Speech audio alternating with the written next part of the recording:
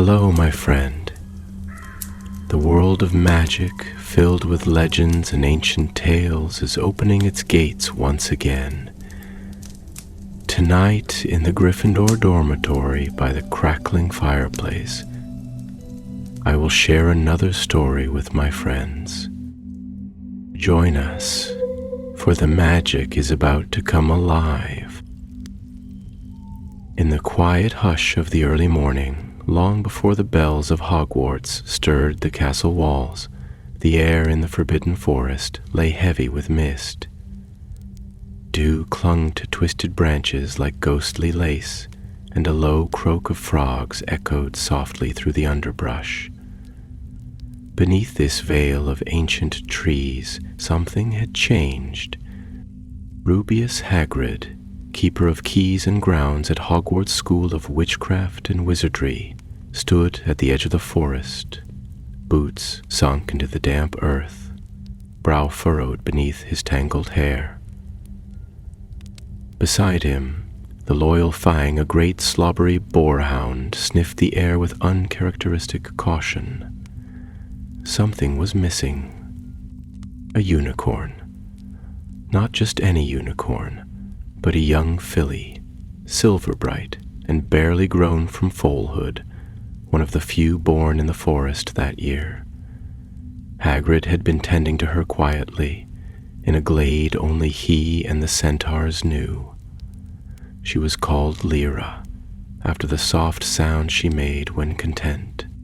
But now, her tracks were gone from the glade. Her scent had faded from the moss. No sign of a struggle, no blood, but no unicorn. And then something strange. Hagrid knelt down, running a large finger across the ground. In the soft mud, nearly lost beneath the morning dew, were faint hoofprints, silver-tinged.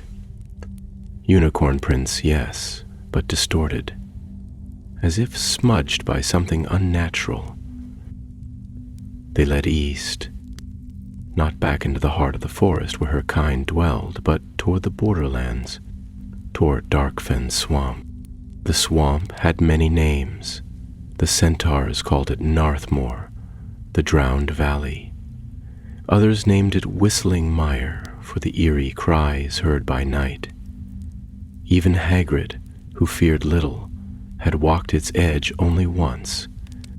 He remembered the tales, trees that bled black sap, fires that burned blue and whispered secrets, and worse, rumors of a creature called the Black Glint, a shadow that moved through water without ripples, a being that drew in magical beasts and left behind only silence.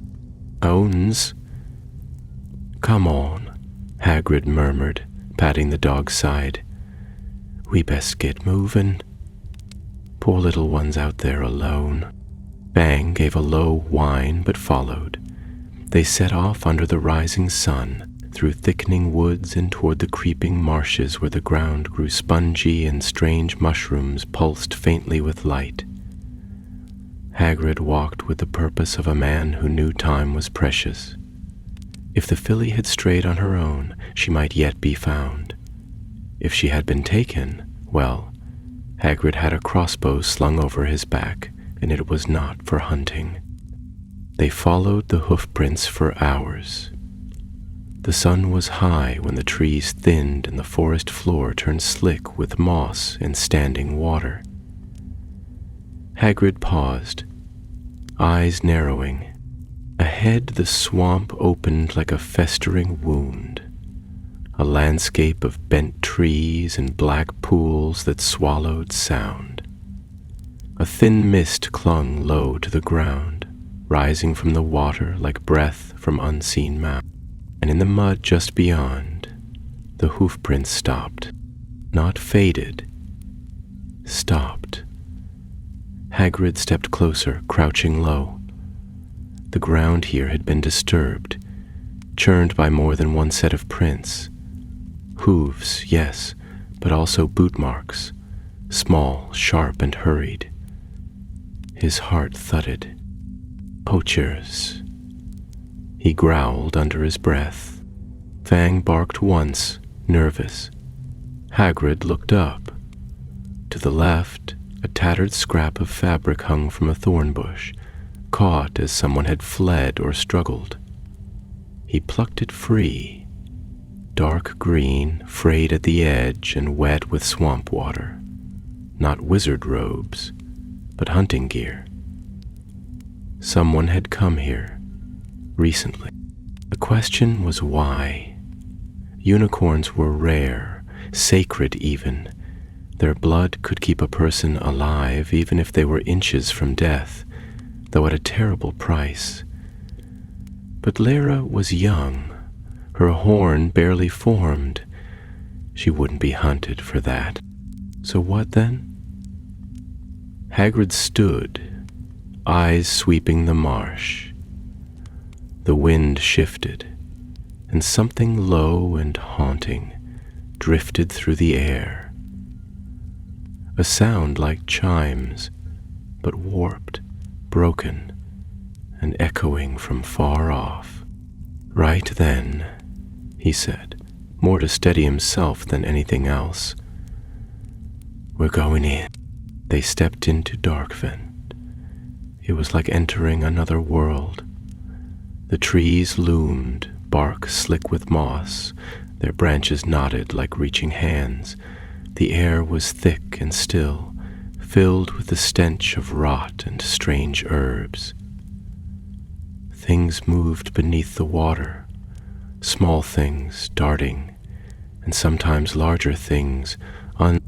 Hagrid pushed forward, following traces, bent reeds, scratched bark, a glimmer of hair caught on a bramble. Lyra had passed this way, but she was not alone. That afternoon, as the sun filtered weakly through the haze, they came upon a ruined camp. Tents sagging with moisture, crates smashed open, and cages, one still stained with silver hairs. Hagrid clenched his fists. Blasted cowards, he muttered. He searched the camp quickly. No sign of the poachers, but they'd left in a hurry. Someone had scrawled a warning on the inside flap of a tent, written in ink that shimmered oddly in the light. She's not what we thought. We couldn't hold her. We ran. Don't follow. Beside it was a mark. A jagged glyph etched into the canvas, sharp and angular, and humming faintly with dark magic. Fang growled. From the edge of the camp, the bog bubbled. Then came the sound of something moving, slow, deliberate, heavy. Hagrid grabbed his crossbow. Whatever had frightened hardened poachers into fleeing had not gone far, and it had just found them. The surface of the swamp was still again, save for a lone ripple that spread across a black pool to Hagrid's left. He stood frozen, listening. Somewhere in the distance, a bird gave a warning cry before falling into silence. Even the insects seemed to hush. He tightened his grip on the crossbow. Fang whimpered and pressed close to his leg. Easy now, Hagrid whispered, more to the dog than himself. He stepped away from the ruined camp, boots squelching in the sodden earth, and followed the only clear path, the same direction the poachers must have taken when they fled. It wound between ancient cypress trees whose roots knuckled above the water like hunched backs. Here and there, vines thick as rope hung from their branches, draped in wet moss. The air was heavy with the scent of stagnant water, and strange plumes of mist rose from small pools, as though the swamp breathed through them.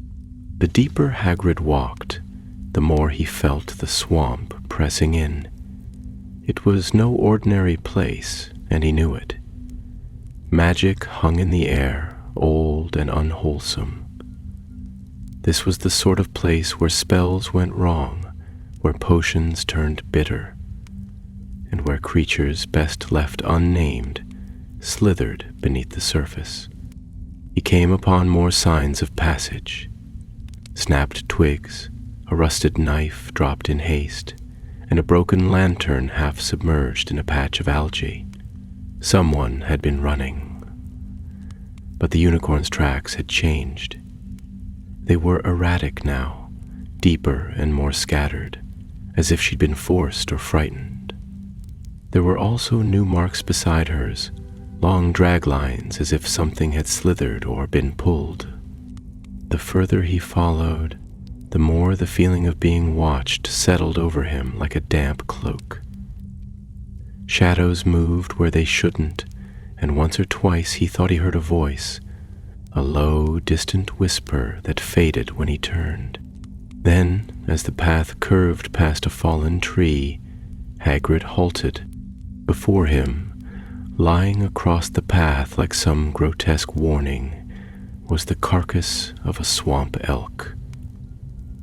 Its eyes were glazed, mouth open in a silent cry, and its fur bore strange scorch marks that shimmered faintly. Around it, the ground was blackened and steaming. "By Merlin," Hagrid muttered, stepping around it with care. What did this? He didn't have long to wonder. A low growl rolled across the swamp, not from any direction he could place, but from everywhere at once. It was not a sound made by a creature of flesh and bone, but something older, something colder. Fang whined again, tail tucked tight beneath him. Suddenly the shadows seemed to ripple, and from the base of a gnarled tree across the water, a shape emerged. It was not large, no taller than a child, but it moved with a slinking grace that defied its twisted frame. It had no visible eyes, only a glistening black hide that shimmered like oil. Its limbs were thin and too long, fingers tipped with hooks that scraped lightly against the bark as it crawled forward. When it opened its mouth, there were no teeth, only a glow, as if light itself were bleeding out. Hagrid raised his crossbow, finger taut on the trigger. "Back off, now," he said, voice firm. The creature didn't charge. Instead, it tilted its head slowly, as though studying him. Then it turned and slipped back into the water, vanishing with barely a ripple. Hagrid stood still for a long moment, listening to the echoes of its presence. The swamp was quiet again, but not safe.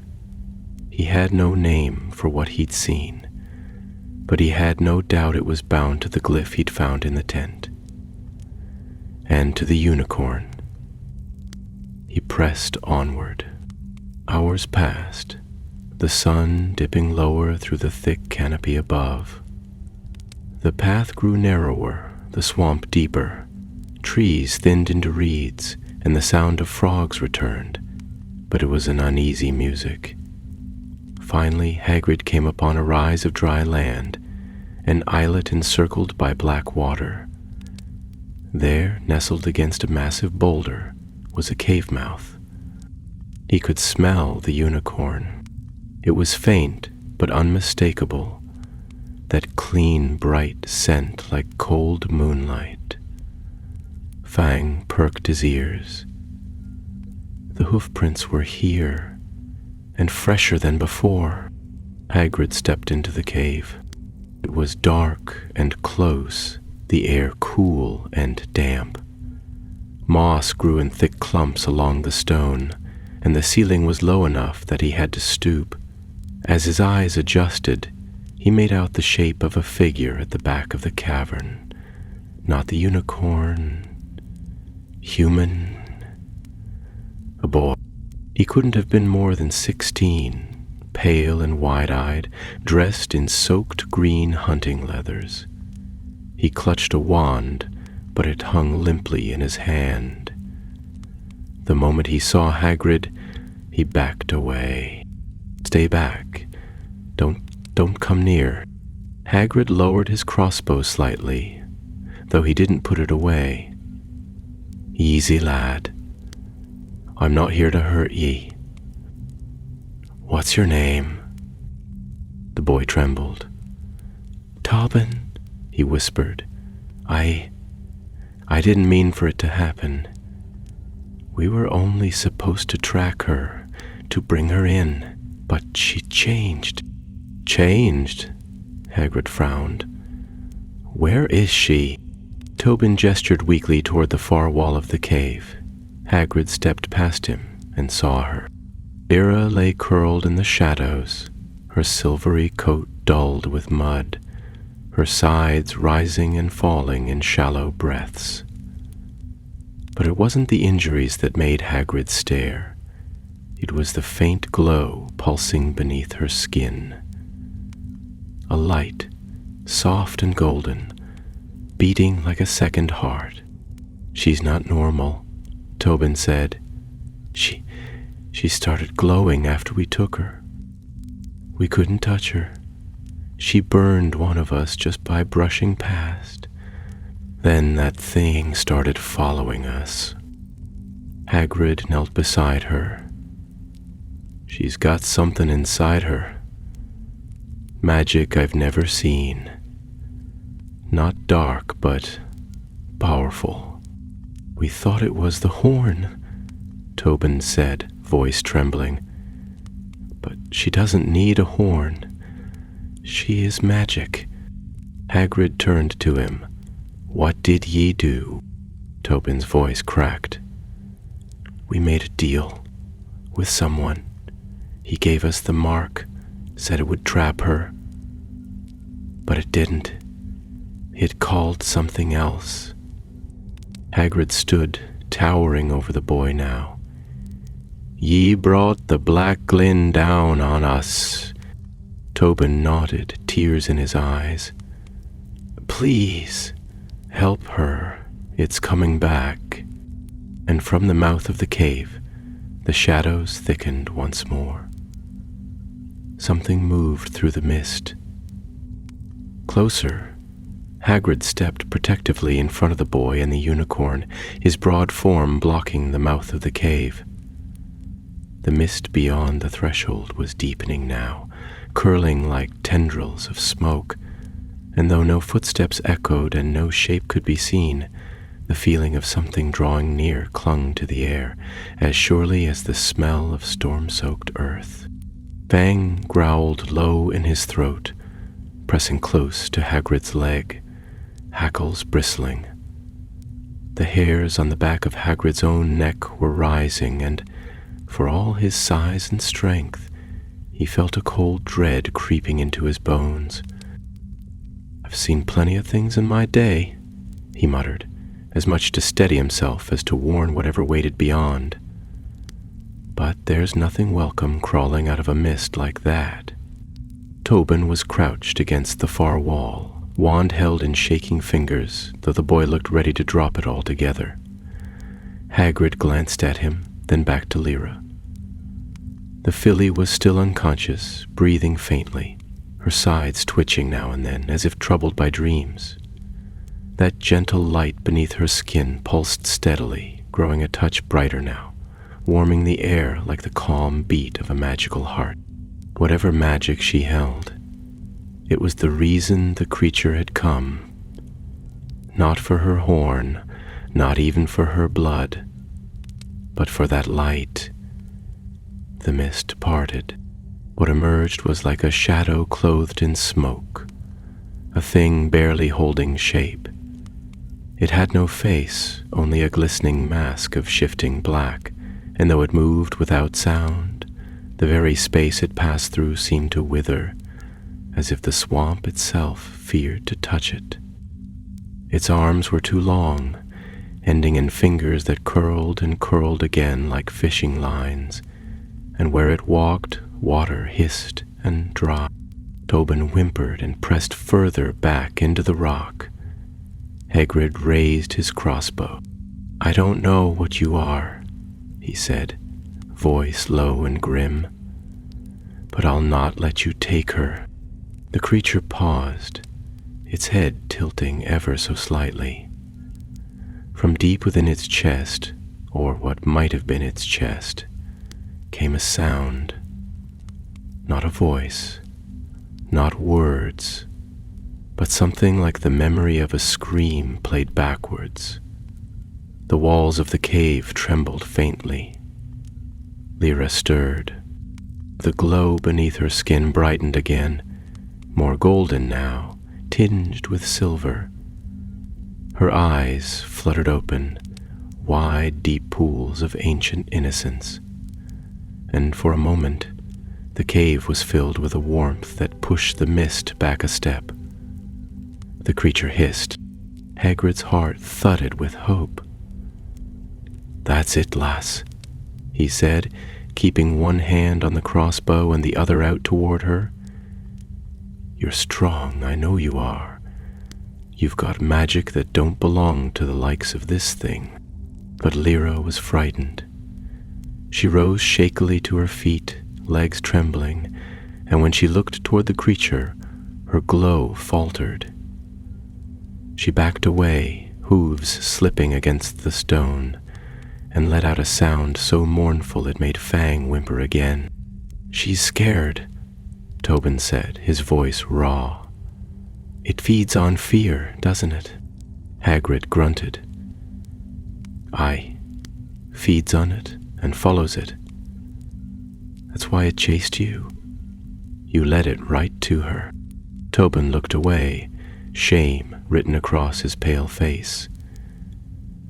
"I didn't know, I swear it." The creature moved again, drifting toward them like smoke on a windless day.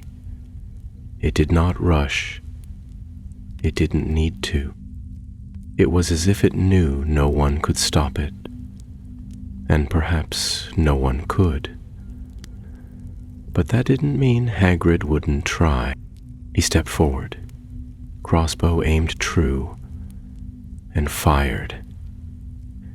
The bolt sailed through the air and struck the creature dead in the center, but instead of piercing it, the weapon passed through as if through fog, and thudded uselessly into the stone beyond. The creature paused, and for a moment it flickered, as though uncertain. Then it resumed its advance. "Blasted thing," Hagrid growled, reaching for another bolt. "It's not flesh, not proper anyway." "I think," said Tobin, slowly standing now, eyes fixed on the filly. "I think it's not after her. Not really. It's after what she carries." Hagrid glanced back at him. "That glow? She absorbed something," Tobin said. "When we marked her, when we used the glyph, it didn't work like it was supposed to. Something inside her changed, and she started glowing like that." The creature stepped forward again, and this time Lyra let out a cry, one of defiance, not fear. Her hooves struck the stone, and the light inside her flared, bright and golden. The creature recoiled. The very cave lit with her magic, and the mist trembled. Hagrid's eyes widened. "She's fighting it." Tobin stared, wide-eyed. Maybe she's not just carrying the magic. Maybe she is the magic now. Lyra stepped forward. The creature hissed and retreated half a pace, the smoky veil around it rippling as though buffeted by an unseen wind. The unicorn glowed brighter, and from her horn, not yet fully grown, came a thread of silver light, twisting and pulsing like a beam spun from moonlight. The creature shrieked. Hagrid felt it in his teeth, a screech so sharp it split the air, but Lyra did not stop. She stepped forward again, light spilling from her form, and the creature, this glint, this shadow of swamp and sorrow, wavered. Its form shimmered, lost shape, and finally began to dissolve, not vanish, but retreat, back into the mist, back into the swamp. Hagrid exhaled slowly, not quite daring to believe it was over. The mist withdrew like a breath inhaled, and the shadows lightened. In moments, the cave was still. Lyra stumbled slightly, and Hagrid rushed to her side, steadying her with a hand beneath her chin. "There now, lass," he murmured, voice thick. "You did it, brave little thing." Fang barked once, cautious but relieved. Tobin slid down the wall, exhausted. "What was that thing?" "Something old," Hagrid said. "Older than most of what walks. But she sent it off, didn't she?" The unicorn nuzzled Hagrid's hand, then looked to Tobin. For a long moment, her eyes held his. Not in anger, not in fear, but with something deeper, a sorrowful understanding. "She forgives you," Hagrid said, softly. Tobin's throat bobbed, and he nodded. "I'll help you carry her," the boy offered. "Back to the forest." Hagrid looked down at the unicorn, then up at the dark beyond. "No, she's not going back there. Not yet. Because the swamp didn't get what it wanted," said Hagrid. "And it'll come looking again." And somewhere, far off in the deep marsh, a sound like a whisper stirred again. Night fell quickly in the swamp, like a curtain drawn across the sky. Shadows deepened between the twisted trees, and the faint light that filtered through the canopy above turned cold and silver. Somewhere distant, a nightjar called once and fell silent, as if even the birds knew to hold their voices in Darkfen after sunset. Hagrid moved carefully, cradling the weakened unicorn in his arms. Though Lyra was conscious now and her breathing had steadied, she could not yet stand without faltering. The soft glow beneath her skin had dimmed to a quiet flicker, like embers in the ash. She was exhausted, and so too was the magic that had saved them. Tobin walked close behind, holding a lantern high, though its flickering light did little against the gloom. The boy had said little since the confrontation in the cave, and when he did speak, his voice was hushed, as if the very trees might be listening. They moved westward, avoiding the path they had taken in. The land here was slightly higher, the roots of ancient swamp oaks rising like pillars out of the mire. Hagrid knew this part of the forest only from maps and half-remembered centaur tales, an old dry ridge once used as a boundary between hunting grounds. If the creature they had faced had truly retreated, he didn't want to be here when it decided to return. After some time, they reached a place where the trees parted and a pool stretched before them, still as glass and lit faintly by a scattering of glowflies. Hagrid set Lyra down gently beside the water, and she lowered her head to drink. Her reflection shimmered softly across the surface, and for a moment the world seemed quiet again. "He's beautiful," Tobin murmured, stepping closer. "I never knew. I'd seen sketches, read about them, but never like this." Hagrid watched him carefully. "Unicorns aren't for hunting, lad. Not for collecting nor bargaining. They're sacred. That glow in her, it ain't something to be owned." "I know that now," Tobin said, his voice heavy with remorse. When we signed on with the broker, we were told it'd be quick, no harm, but the moment we caught her, it all went wrong. The glyph didn't hold. The others, they ran first. I only stayed behind because I thought maybe I could fix it.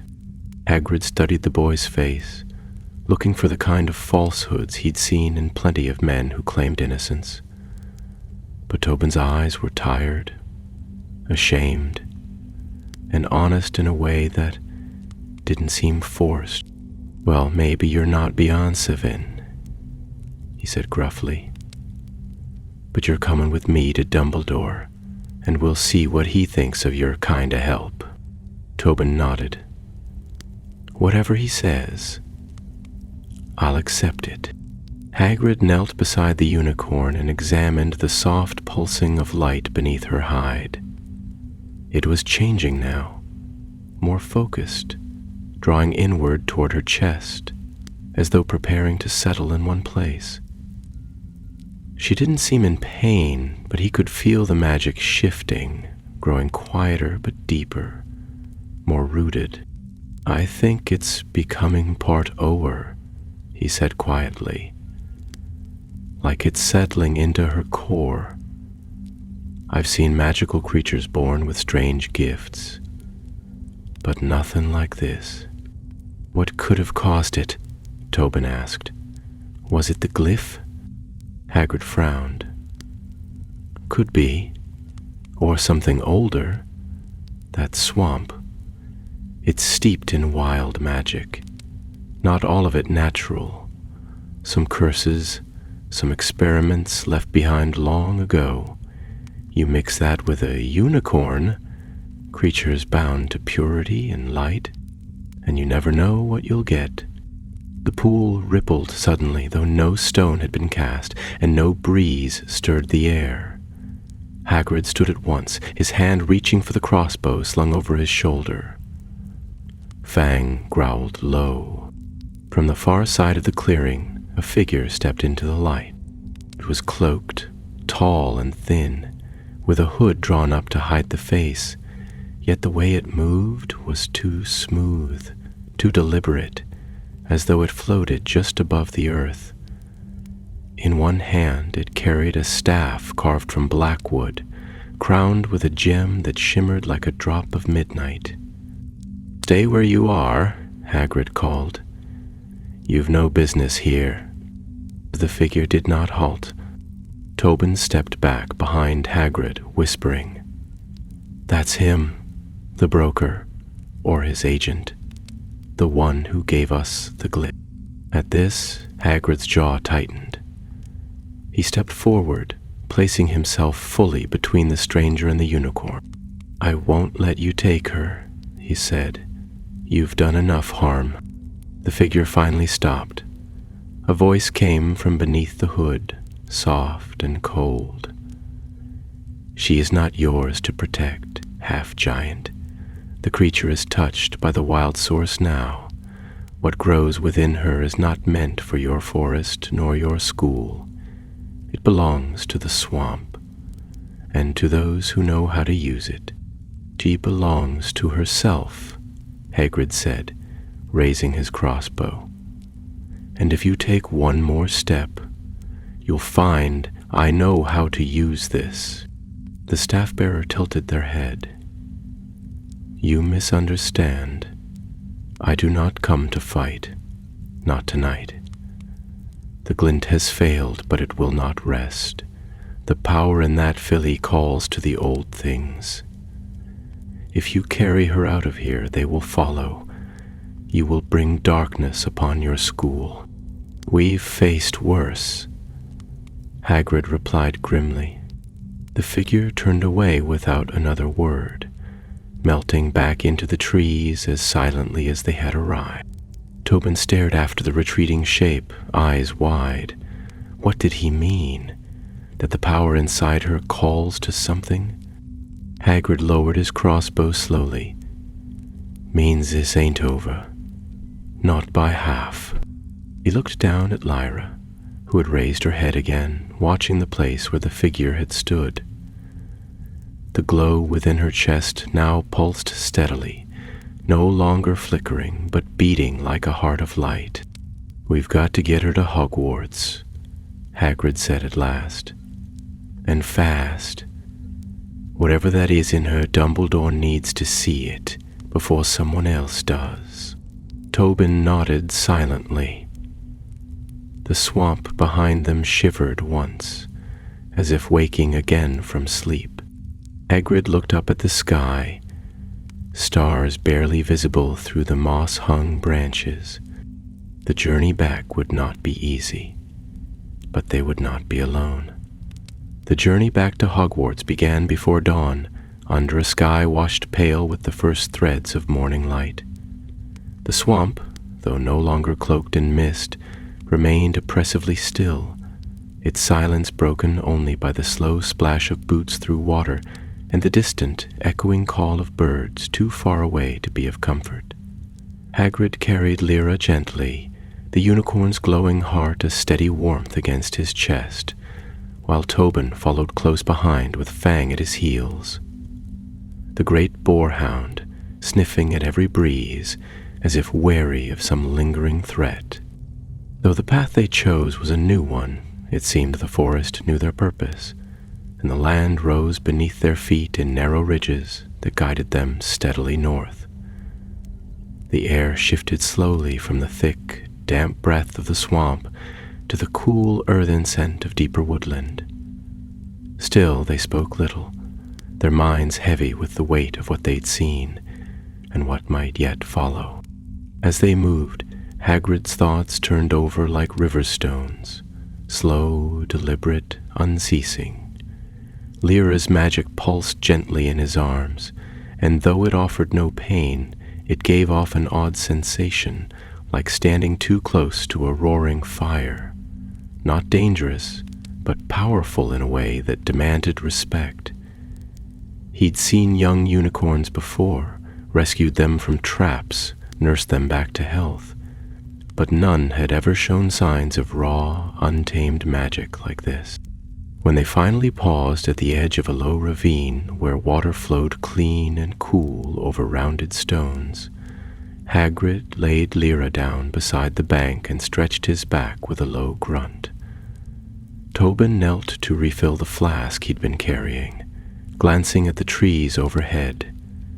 The sun had not yet risen fully, but the birds were stirring now, and shafts of golden light pierced the canopy like silent bells. "You said it called to things," Tobin said after a while, not looking up. "Do you think they'll follow us?" Hagrid wiped a hand across his brow and frowned. I reckon they might. Swamp magic doesn't like being left behind, especially not when it thinks it still owns what walked away. The thing that came after us, the black glint, it weren't the only thing down there, not by a long shot. Then what do we do? The boy asked, voice low. We get her to the castle, Hagrid said firmly. Let Dumbledore see her. Let the professors decide. They'll know more about this kind of thing than I ever could. And the castle's protected. Old spells deeper than you can imagine. If anything can keep her safe, it's Hogwarts. Tobin nodded, but unease lingered in his eyes. Hagrid didn't blame him. He'd grown up among danger, learned to live with fear as a companion rather than an enemy, but even he had never seen magic like this. It wasn't dark, not in the way curses and jinxes were, but it was ancient and wild, and that made it unpredictable. When they began walking again, the forest grew lighter with every step. The trees were thinner now, tall beeches and oaks rather than the twisted growth of the marsh, and the air held the scent of leaves rather than rot. Soon they passed beneath the wide boughs of the outer forest, and Hagrid recognized familiar stones, half-buried boundary markers from long ago, placed by centaurs to show the edge of their territory. They were close, and then, just as the towers of the castle came into view through the morning haze, something stirred in the shadows. It came from the right, where a stand of evergreens hunched close together, their roots tangled and hidden in moss. A sudden rustle, a snapping of twigs, and Fang barked furiously, springing ahead with teeth bared. Hagrid shifted quickly, shielding Lyra again with his body and raising his crossbow, though he couldn't yet see the source of the noise. "Show yourself," he called, his voice booming through the trees. A figure emerged, not the black-cloaked creature from before, nor any beast, but a woman, dressed in travel robes of deep indigo and green. Her hood was down, revealing sharp features, silver hair braided tight against her scalp, and eyes that gleamed like polished agate.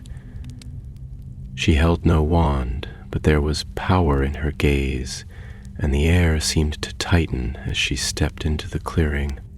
"I mean no harm," she said, her voice calm but not soft. "I came to see the unicorn." "Who are you?" Hagrid asked, lowering his weapon only slightly. The woman inclined her head. "A watcher of magical boundaries, of old places left unwatched too long. I felt the surge last night. Something old woke, and something new rose to meet it. That magic doesn't go unnoticed." "You work for the ministry?" Tobin asked uncertainly. The woman's expression didn't change. "In a manner of speaking. There are departments few know, and fewer still who remember why they were made. I came because I've seen this before, once, long ago, in the forests of eastern Lyria, a unicorn touched by wild source." "You've seen it?" Hagrid asked, unable to hide his surprise. "And what happened?" The woman's face darkened slightly. "It grew, it flourished, and then it shattered. The magic was too strong, too raw, and when it turned, it didn't turn back. The forest burned for 3 days. Hagrid looked down at Lyra, who now lay still and peaceful, the glow within her pulsing like a lullaby. "She's not a danger," he said quietly. "No," the woman agreed. "Not now, but she might be given time." "What are you saying, then?" he asked, suspicion rising. "That we put her down, lock her away. I'm saying she must be watched, guided. The castle will keep her safe for a while, but that magic, it grows fast in the young, and there will be others who come looking, not just poachers or conjurers. The source doesn't call only to men. It calls to things that remember it, things that never forgot." Hagrid squared his shoulders. "Well, she's comin' with me to Hogwarts, and if she needs protectin', she'll get it. From me. From Dumbledore. From anyone who loves her more than they fear her." The woman studied him a moment longer, then nodded. "So be it. But remember what I've said, Keeper. The source never gives without taking." She turned and disappeared into the trees with barely a whisper, her cloak blending with the forest as if she'd never been there. Tobin exhaled slowly. "She gave me the chills." "She gave good warning," Hagrid muttered. "And I'll not forget it."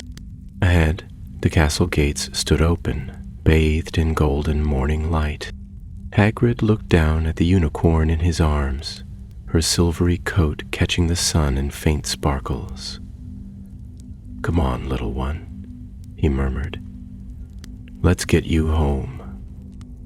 The gates of Hogwarts stood tall and still in the morning light, framed by ivy-wrapped stone and flanked by carved gargoyles that glowered down from their perches, ever watchful. Hagrid passed beneath the arch without hesitation, the worn path beneath his boots familiar as his own hands, though the burden he carried this time was far from ordinary.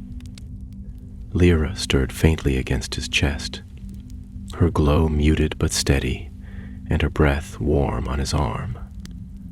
Behind him, Tobin trailed in silence, shoulders hunched beneath his cloak, eyes darting to every shadow, while Fang padded along faithfully, ears perked and nose twitching with unease.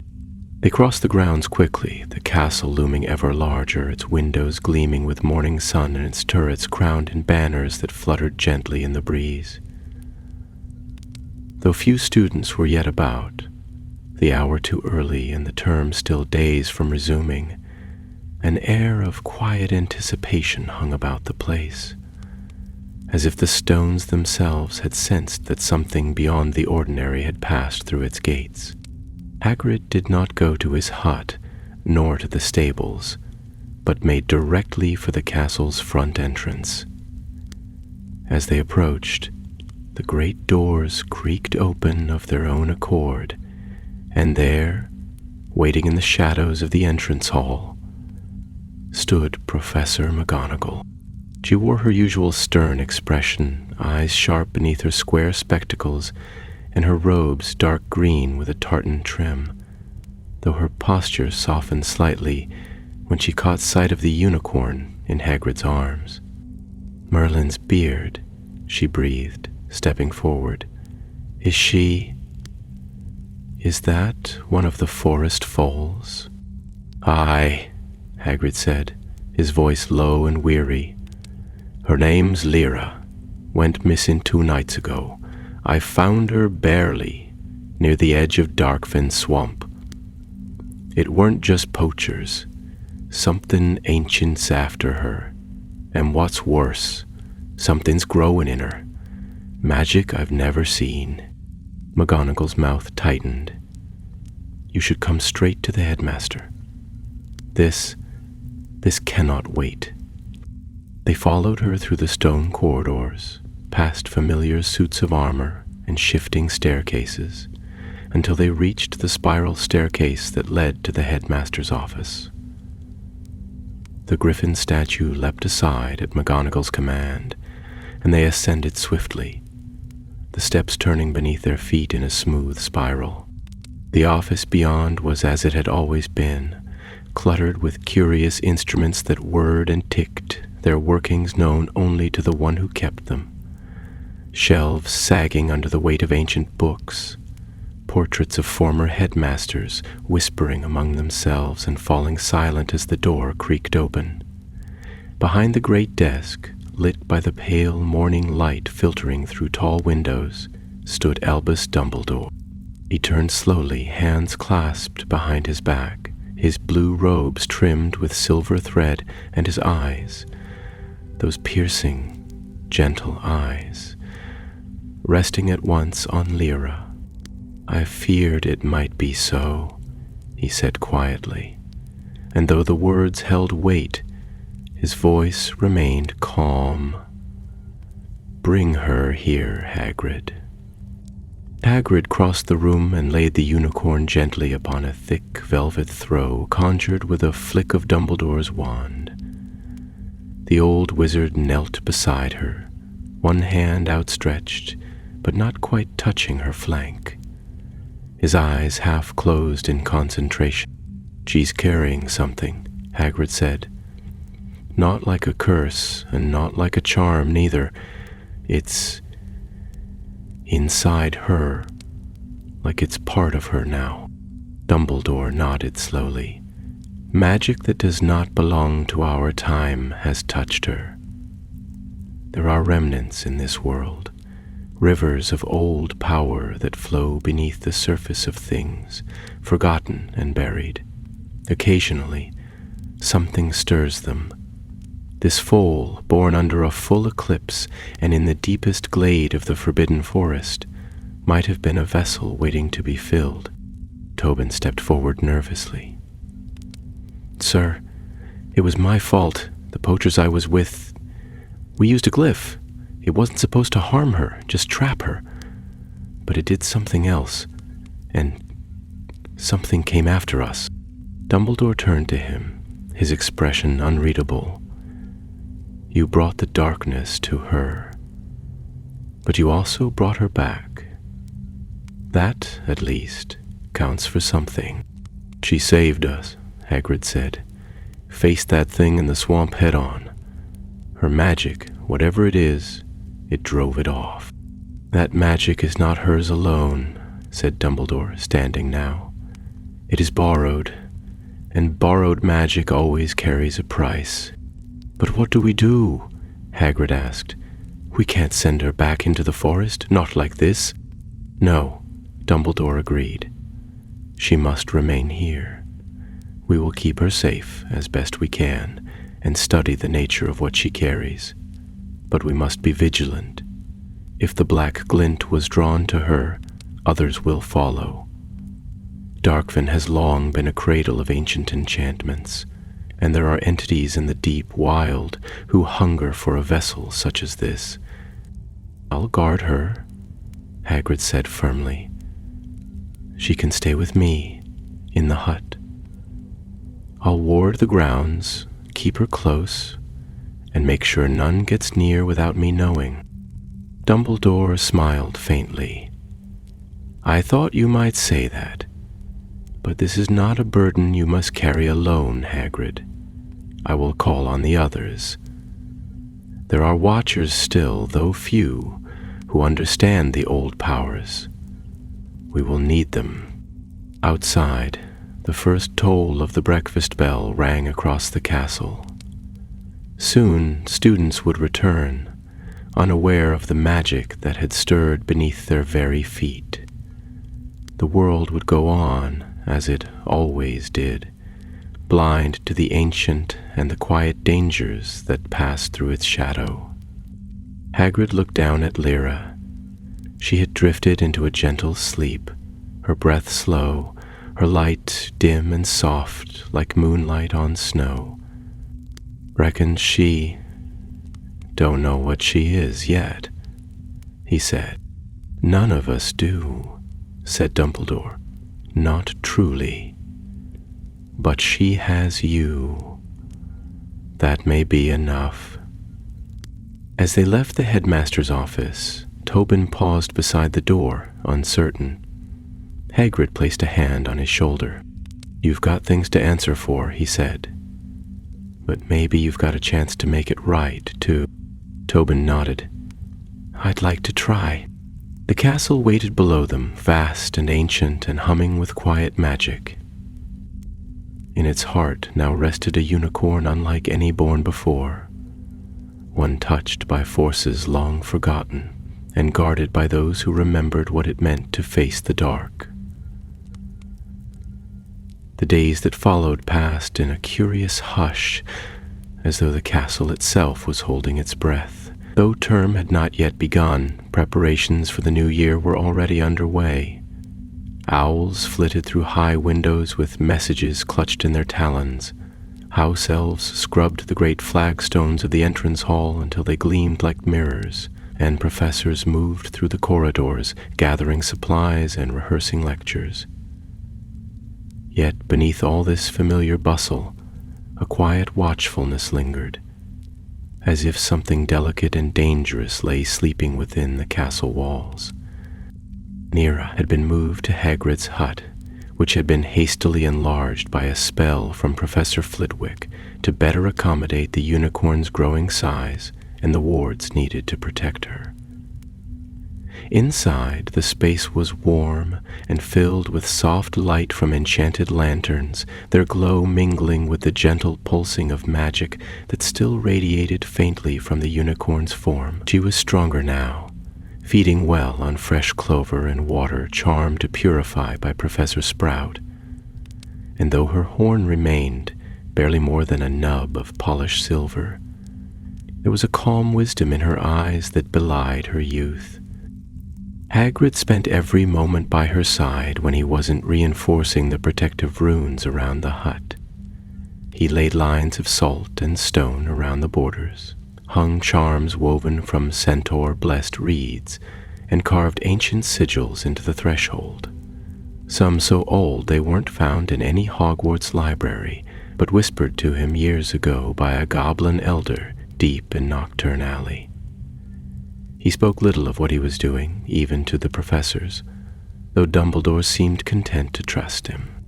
Tobin had been given temporary quarters within the castle, under quiet watch by Professor Sinistra, who had taken a surprising interest in the boy. He was often seen reading in the library, bent over thick tomes about magical ecosystems and the interaction of magical creatures with cursed environments.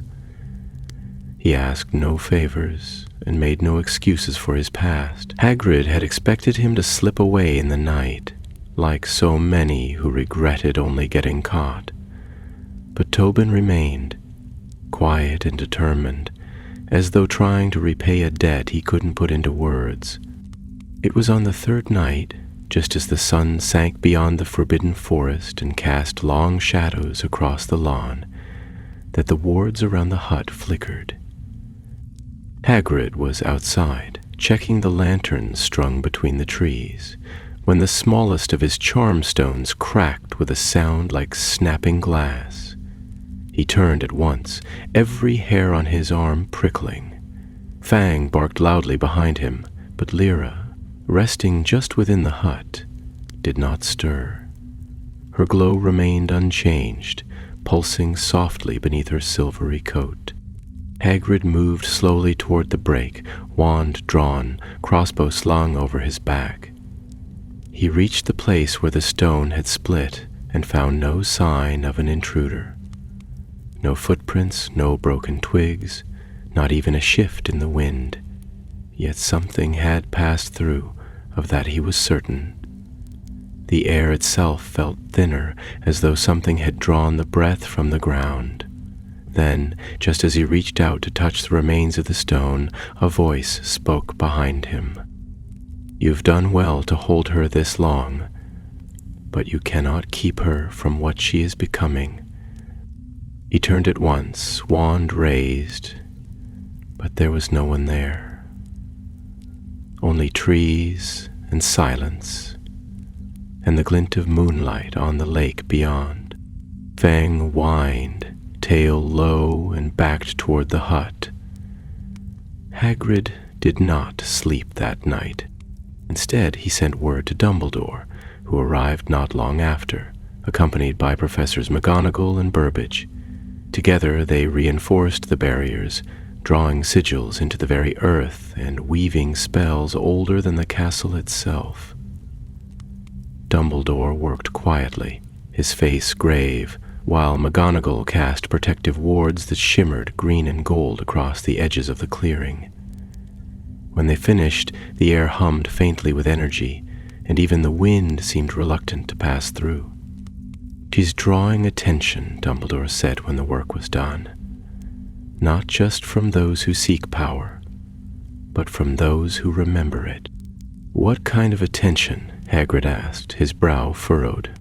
"There are places in the world," the headmaster replied slowly, "where magic pools like deep water, undisturbed, waiting. The Wild Source is one such place. Long ago, before Hogwarts, before the Ministry, before the division of wizards and non-wizards, there were beings who knew that magic, not as a tool, but as a living thing. They shaped it, and in return, it shaped them. Most were lost, some merely changed, and some wait still for signs of awakening. And they'll want her," Hagrid said quietly, not a question, but a certainty.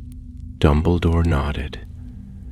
"Yes, because she holds the echo of that old power, and echoes call to those who remember the song." Hagrid looked through the open door of his hut, where Lyra lay curled in a bed of enchanted moss, her chest rising and falling in a steady rhythm. "She didn't ask for this," he said. "Few who carry great power do," Dumbledore replied. But she is not alone, and she is not without choice. That will matter more than you know." With that, he turned and left, his robes trailing starlight in the moonlight. As the professors vanished into the trees, Hagrid returned to the hut and settled beside the unicorn, laying one great hand gently along her neck. She stirred faintly, and the light beneath her skin warmed to his touch. Fang curled nearby, already asleep, twitching softly in some dog dream of rabbits or roast pheasant. Outside, the wards held. But far beyond the forest, in a place where even maps did not reach, something old had opened its eyes, and it had heard the pulse of a unicorn's heart. As the end of summer rolled into the golden haze of September, the castle stirred with renewed life. Students arrived by the hundreds, the Hogwarts Express chuffing into Hogsmeade Station, beneath a sky streaked with swallows and high autumn clouds. First years gazed in wonder at the castle's towering silhouette reflected on the lake, while older students fell into the familiar rhythm of laughter, chatter, and mischief, the air abuzz with the promise of a new term. Yet for all the joy that came with their return, there remained an undercurrent of vigilance known only to a few. Hagrid kept to the edge of things, as he often did, though his duties had grown heavier since the return of the unicorn. His lessons in care of magical creatures resumed as always, and he smiled broadly at the students, gestured proudly to the newly reinforced pens, and introduced them to puffskins, mooncalves, and a particularly belligerent manticore, with all the enthusiasm of a man who had seen worse, and knew how precious calm could be. But in the evenings, long after the last student had returned to the warmth of their common room, Hagrid walked the perimeter of the forest, checking every charm and rune, making quiet rounds as Lyra dozed beneath the protective spells spun like silver thread around his hut. She had grown stronger still. The shimmer beneath her skin, once gentle and uncertain, now glowed steadily, pulsing in harmony with her breath. When she walked, the ground beneath her hooves bloomed briefly with moss and tiny flowers that faded as quickly as they came. When she looked into a pool of water, its surface stilled, reflecting not her face, but the night sky, even beneath the sun. Her magic, once foreign, was becoming a part of her, and with it her dreams had changed. She woke sometimes with a start, breath heavy, eyes wide and distant. She could not speak, of course, not as humans did, but there was a language in her movement, in the arch of her neck and the quiver of her flanks. Hagrid, who had learned long ago to listen to things that did not speak, understood well enough. She saw them, creatures not of this world, drawn to her through the light she carried, standing at the edge of dreams and memory. They did not harm her, but they watched. Always watched. One evening, not long after the full moon had passed, a visitor arrived at the castle unannounced. The first sign was a whisper, carried on a breeze that curled unnaturally around the north tower, disturbing the sleeping owls within. The second was the sound of bells, distant, high, and faint, like those of a distant sleigh, but none could find their source. And then, near the edge of the forest, a line of runes carved into ancient standing stones began to glow. Hagrid was already on his feet, wand in hand, long before the messenger arrived. Professor Sinistra came to him before dawn, her cloak wet with dew and eyes shadowed with worry. She said little, only that the stars had shifted slightly in their motion the night before, as if the heavens themselves had blinked. She handed him a scroll wrapped in green wax, sealed with a sigil neither of them recognized, an antlered serpent coiled around a star. He opened it beside the hearth while Lyra dozed, and Tobin, seated nearby with a leather-bound tome, looked on. The message was brief, written in looping script that shimmered slightly, as if penned in moonlight. To the keeper of the touched one, the covenant watches, the source awakens, the bindings thin, she walks with fire in her breath and memory in her bones. You guard more than a beast, you shelter a key. We will come. Tobin looked up sharply. What does it mean? A key? What could she possibly unlock? Hagrid didn't answer at once. His eyes remained fixed on the scroll, his mind turning over old legends half-remembered from his youth, from stories passed to him by centaurs in exchange for silence and respect. He recalled one in particular, spoken beneath the boughs of an elder ash on a night when the stars had fallen. There will come a creature, the centaur had said, voice low as the wind through stone, born in light, shadowed by ancient fire. It will carry the mark of balance, a bridge between what was and what must never return, and through it the gates will test the world once more. I think, Hagrid said at last, they believe she's more than just powerful. They believe she's a turning point. A weapon? Tobin asked. No, Hagrid replied, frowning. A choice. The scroll crumbled in his hand, turning to mist before it touched the floor. Outside, the morning wind carried the scent of rain and old leaves, and in the distance, the forbidden forest seemed to shift, not in motion, but in presence, like a great creature stirring in its sleep. That evening, Hagrid called a council. They met not in the staff room, nor in the great hall, but deep beneath the castle, in the old stone chamber once used for dueling practice. Dumbledore was there, as were Professors McGonagall, Flitwick, Sinistra, and a few others Hagrid had never expected to see together. Aurors summoned by Quiet Owl, an archivist from the Department of Mysteries, and an aged centaur named Malin, whose mane was streaked with gray and whose gaze saw beyond walls. Lyra was not present, nor was Tobin, but their presence hung over the gathering like smoke. We must decide, Dumbledore said, hands clasped before him. Not what she is, we know that, but what must be done. If the Covenant is watching, if the old things stir, then the girl is not safe, not here, not even at Hogwarts. And what would you suggest? McGonagall asked, voice taut. Hide her away? Cloister her like a relic? She is a living being. She's more than that, said the archivist, his voice brittle as parchment. She's a nexus, a place where old magic gathers, and old magic calls to what remembers its name. Malin spoke last, his voice a low rumble.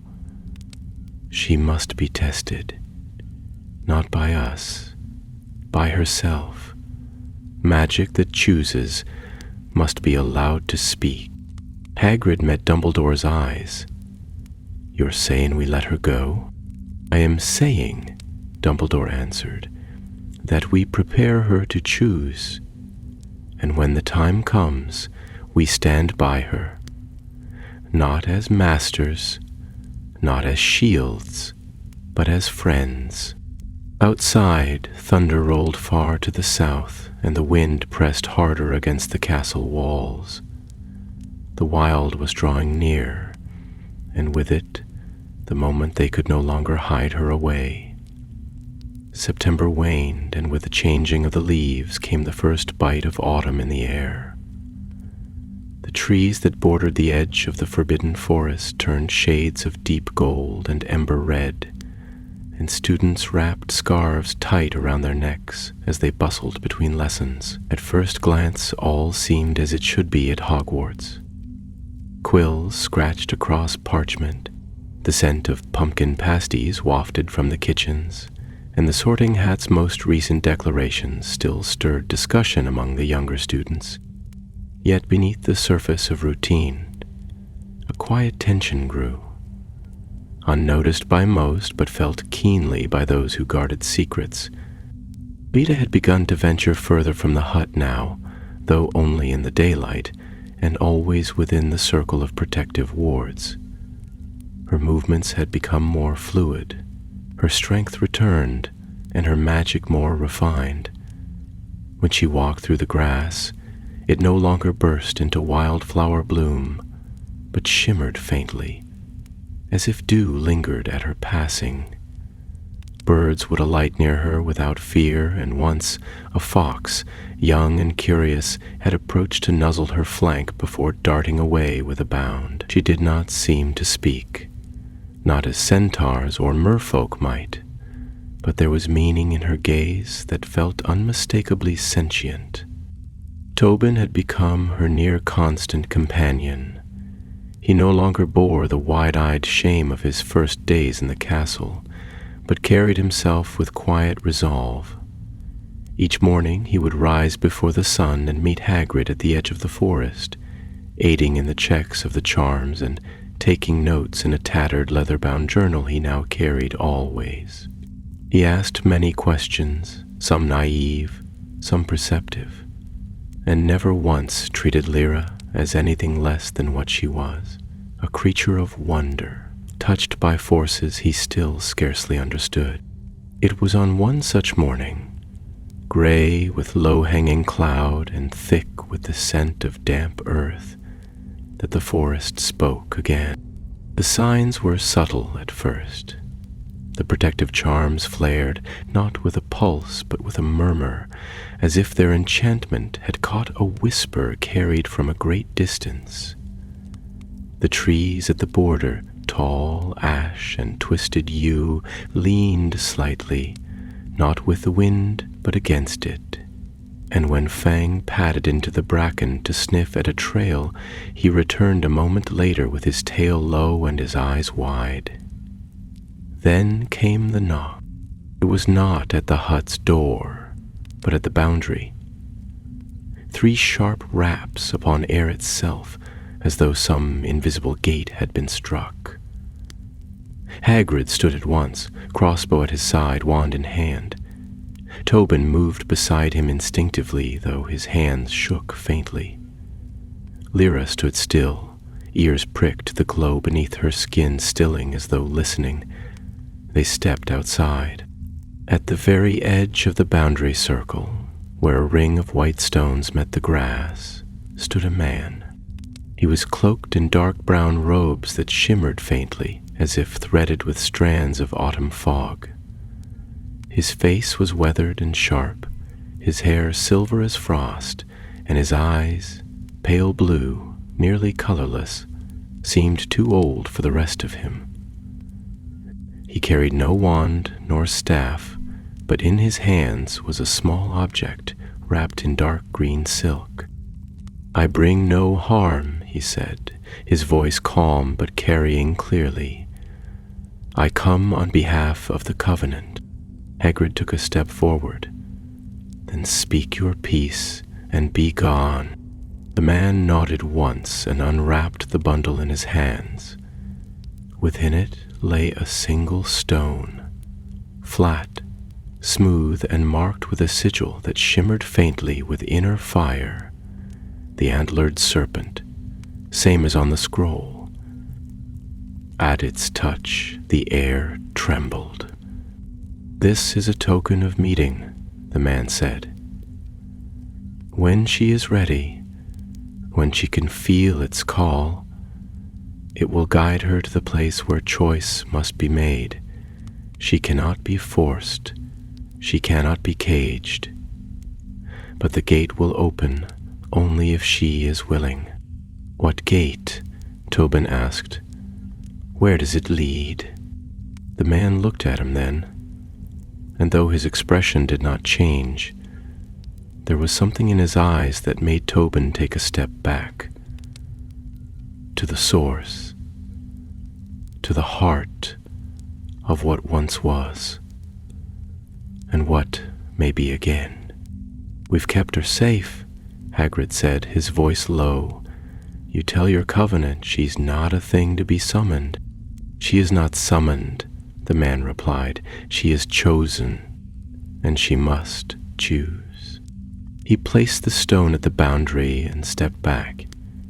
With a gesture like the turning of a page, he vanished, not with the sharp crack of apparition, but with a hush, as though air had closed around his absence like water. They stood in silence for a long while. Lyra approached the stone cautiously, lowering her head to sniff at it. The glow within her chest pulsed once, softly, rhythmically, and the sigil on the stone flared in answer. Then, without touching it, she turned away and walked back to the hut. Tobin bent down to examine the stone, but dared not touch it. "What now?" he asked, his voice barely above a whisper. Hagrid didn't answer at first. He stared at the place where the man had stood, then turned his eyes to the sky, where the clouds had begun to part, revealing a sliver of blue. "Now," he said at last, "we wait, and we trust her to know when it's time." That night, the stars were unusually clear. From the tallest tower of the castle, Professor Sinistra watched them with a frown creasing her brow. The Orion belt flickered once, unnaturally, and then returned to steady light. Far below, in the safety of Hagrid's hut, Leah slept with her head nestled in soft straw, the glow in her chest dimmed to a flicker. Yet as she slept, her legs twitched faintly, and in her dreams she ran. Through golden fields, beneath strange skies, toward a door of stone and flame. The stone at the boundary waited, warm with ancient promise. The stone did not move, nor did it speak, but its presence altered the rhythm of the days. Leah avoided it at first, walking wide around the place where it lay nestled among the white boundary stones, her luminous breath quickening when it flared softly in her presence. Yet each morning, as dew glistened on the grass and the low sun stretched long shadows across the paddock, she would draw closer, not out of fear, but with the cautious curiosity of a creature who understood that something of great weight had come into her world. She did not touch it. She did not need to. It pulsed in time with her own light. Hagrid watched these changes with growing unease. He trusted her, as one might trust the stars to rise or the wind to blow. But the feeling that had haunted him since the scroll first vanished into mist returned, now stronger than ever.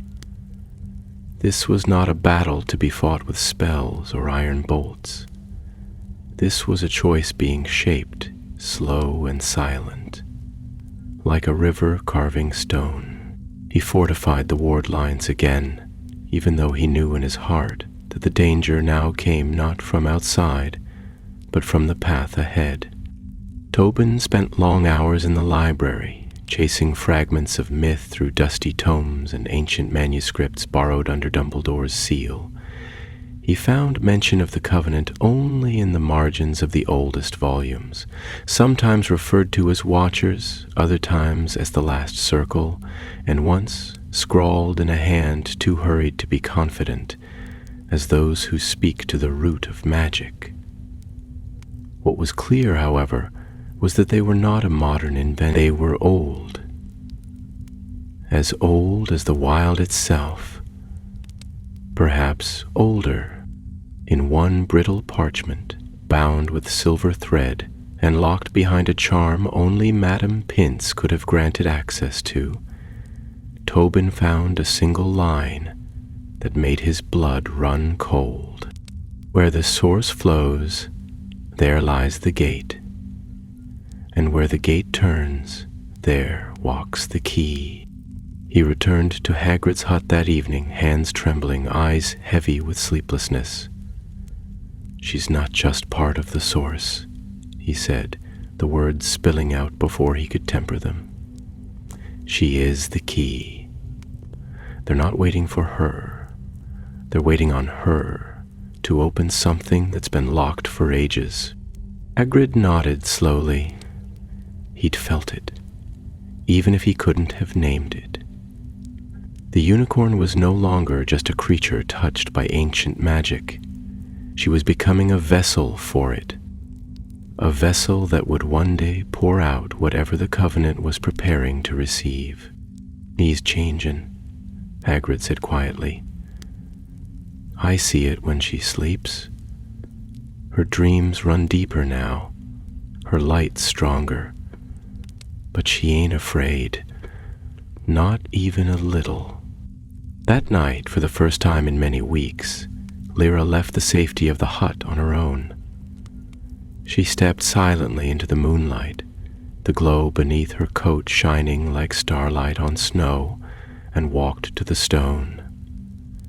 She stood over it a long while, unmoving. Then, slowly, the symbol on the stone began to shift, not in brightness, but in form. The antlered serpent shimmered, curled tighter, and unfurled into a ring. Within it appeared a spiral of runes, ancient and unfamiliar, and a single curved line drawn through the center like a path etched across time. The stone grew warm. The air around it hummed. Lyra bowed her head, not in submission, but in understanding. Then she turned and walked back to the hut. Hagrid was already at the door, watching. "You saw it?" he said. Lyra met his gaze, and though she could not speak, something in her eyes answered him. She was ready. The next day, word came from Dumbledore. The gate had opened. It was Professor Sinistra who confirmed it, her voice grave. "A change in the constellations," she said. "A shift in the magnetic ley lines near the Alban moors. The signs match the texts recovered from the Department of Mysteries. A place long buried has awakened." Dumbledore gave Hagrid a map, hand-drawn in ink that shimmered faintly gold under candlelight.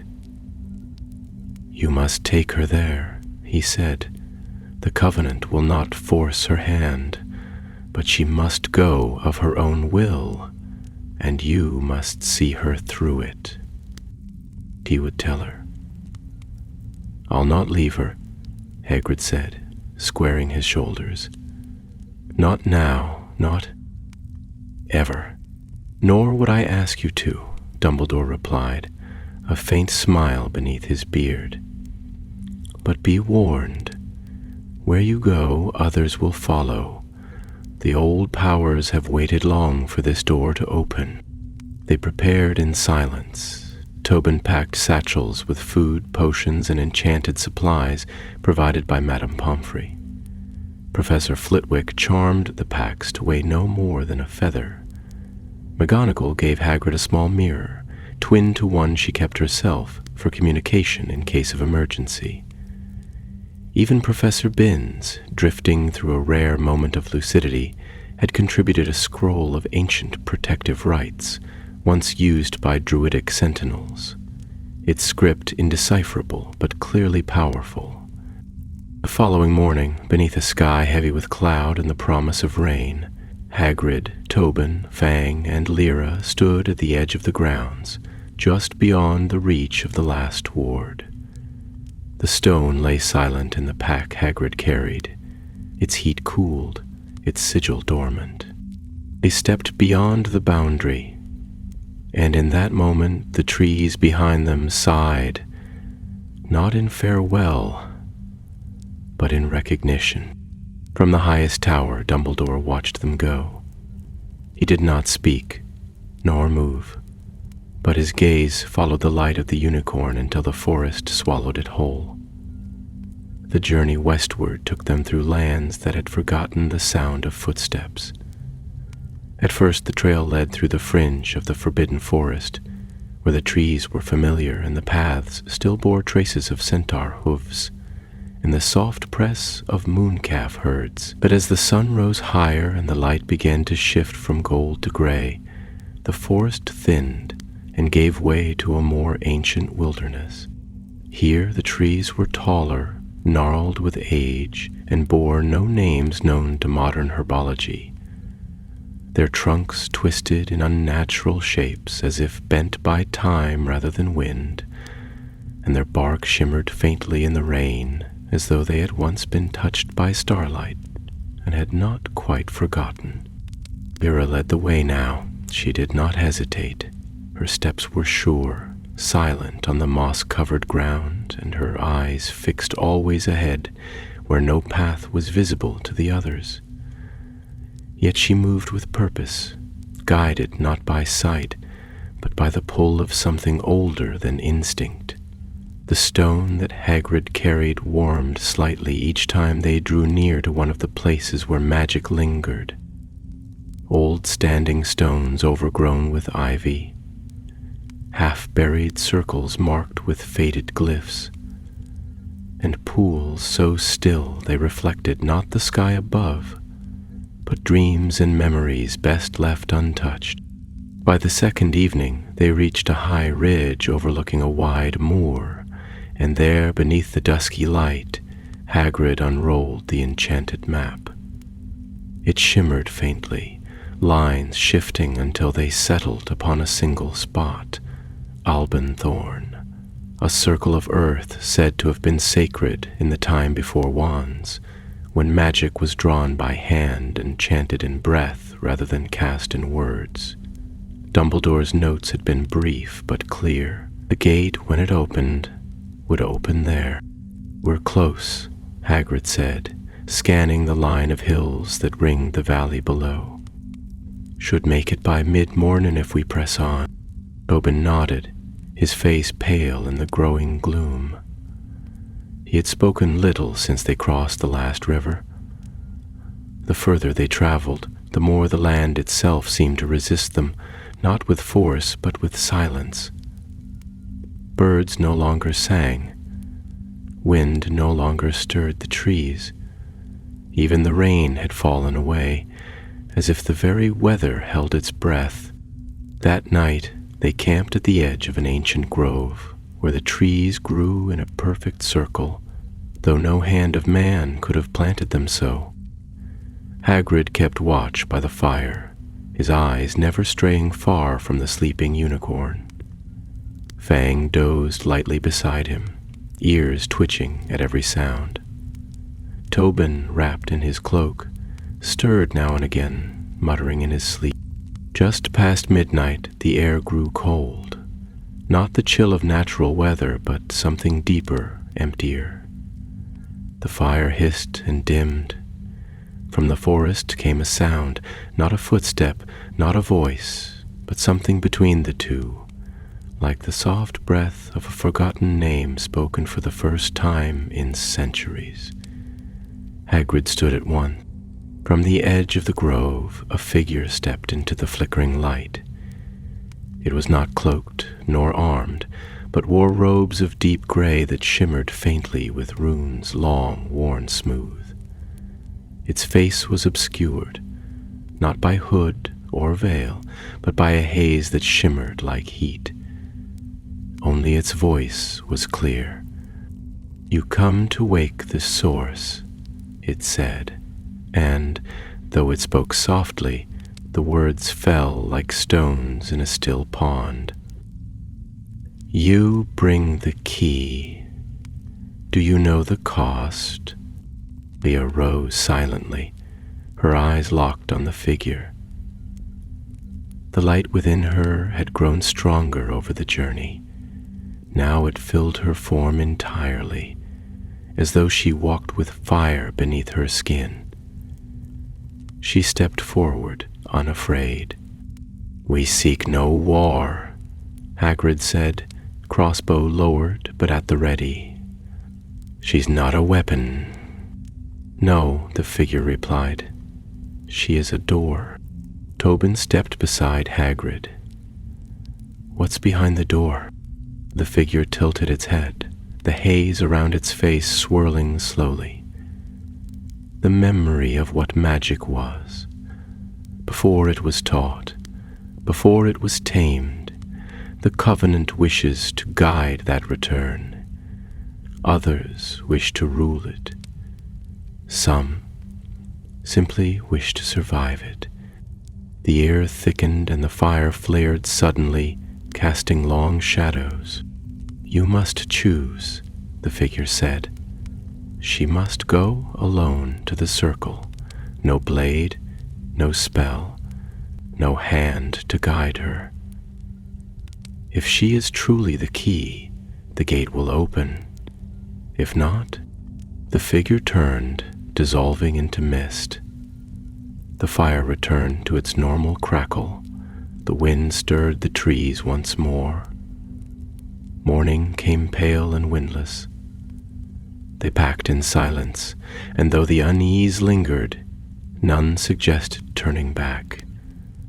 By mid-morning the hills parted to reveal a wide hollow, ringed by stones the size of giants' teeth, each carved with runes so deep they bled shadow. At the center stood a single arch of twisted silver and stone, grown together like vine and bone. Lyra stepped forward without prompting, her hooves leaving glowing prints in the grass. The closer she drew to the arch, the brighter she shone. Hagrid and Tobin stood just beyond the ring of stones. Fang sat beside them, tense. The stone in Hagrid's satchel flared once and vanished in a puff of gray dust. At the arch, Lyra paused. She turned her head, looking once at Hagrid, once at Tobin. Then she stepped through. The world held its breath. The air shimmered. The arch pulsed with light, and then, quietly, terribly, it opened. There was no sound, no flash. The stones simply shifted, the runes flowing like water, and space beyond the arch turned to darkness deeper than night. Not evil, not cold, but vast. A silence so complete it felt like falling upward. Lyra did not hesitate. She walked into the light and vanished. The moment Lyra vanished beyond the arch, the light of the circle changed. It did not fade, nor did it flare, but altered subtly, its color deepening to a silver so pure it seemed to hum within the bones. The runes etched into the standing stones brightened, their shadows lengthening in unnatural angles across the moss-covered ground. The air became still, thick with a silence that was neither peaceful nor empty, but full of waiting. Hagrid stood rooted to the spot, his broad frame tense with an emotion he could not quite name. It was not fear, though his heart pounded. It was not grief, though he felt the ache of something lost. It was the strange weight that falls on a man when he witnesses something ancient and true, when he knows he is standing at the edge of a moment far larger than himself. Beside him, Tobin stared into the arch, breath shallow, eyes wide with awe and dread. Fang, pressed close against Hagrid's leg, whimpered once, then fell silent. No sound emerged from the gateway. No vision revealed what lay beyond.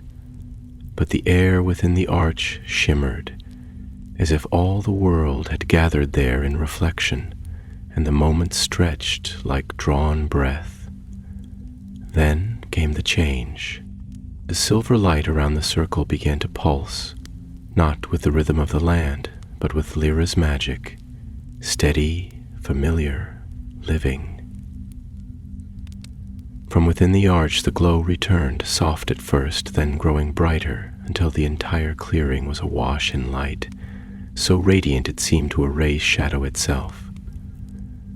The grass shimmered with it, the stones pulsed with it, even the clouds overhead glowed faintly as though touched by moonlight. Then Lyra stepped back through the arch. She was not the same. She was taller now, her limbs longer and more graceful, her horn no longer a nub, but a spiraling lance of silver and pearl. Her coat shimmered like frost in moonlight, every strand of hair woven with magic.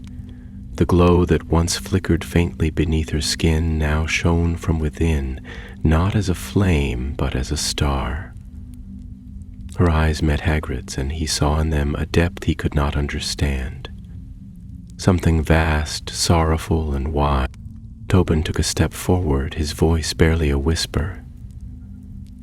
"Did it change her?" Hagrid shook his head slowly. "No, lad. She changed it." Lyra lowered her head, touching her horn to the earth. The runes in the stone circle flared once more, then faded to stillness. The arch behind her shimmered, the darkness within flickering like the last ember of a fire, then sealed silently, the twisted silver and stone returning to lifeless gray. The gate had closed, the key had turned, and whatever lay beyond it, whatever Lyra had seen, remained behind her. A breeze stirred the grass, soft and cool. The birds began to sing again, faint and far away at first, as if testing the silence before trusting it. Light filtered through the clouds in pale golden shafts, and the moor breathed once more. Hagrid knelt beside the unicorn, his large hand resting gently against her neck. "You did it, girl," he murmured. "Whatever it was meant to be, you faced it." Lyra nuzzled his shoulder, and for the briefest of moments the light around them glowed a little warmer. They remained there for a while, none eager to break the quiet. Then slowly they gathered their packs and made their way back across the moor. The journey was quiet, and the land, once watchful, now felt at ease beneath their steps. The standing stones did not pulse again, the trees did not whisper. The door had closed, and the choice had been made. By the time they reached Hogwarts once more, the sky was clear, and the lake reflected the stars like a mirror. News of their return spread quickly, though few knew the full truth. Most believed Hagrid had found a rare unicorn and brought her back from the wilds to heal. Some whispered about the runes glowing in the west and the strange storms that had ceased as suddenly as they began. But those who knew, Dumbledore, McGonagall, Sinistra, asked no questions that night. Lyra was settled in the starlit glade behind Hagrid's hut, now ringed not just by wards, but by trees that had grown taller since her return. She walked freely, unburdened and unbound. Sometimes she would pause and stare west, as if remembering a place beyond words, and sometimes, when the wind was right, the air would shimmer faintly around her, and the earth beneath her hooves would bloom. Tobin stayed on at the school, not as a student, but as an assistant under Professor Kettleburn's care, studying magical creatures and writing detailed records of what he had seen. He never spoke publicly of the journey, but each night he left a page in a journal by the fire, as if hoping the unicorn might read it. And Hagrid, keeper of keys, friend of beasts, and guardian of more than the school would ever know, sat most evenings beside the paddock, watching the stars and listening to the quiet sound of Lyra's breath. She had crossed into a place where magic walked in its oldest shape and returned whole. Changed, yes, but not lost. For some doors, once opened, do not lead to endings. They lead to beginnings.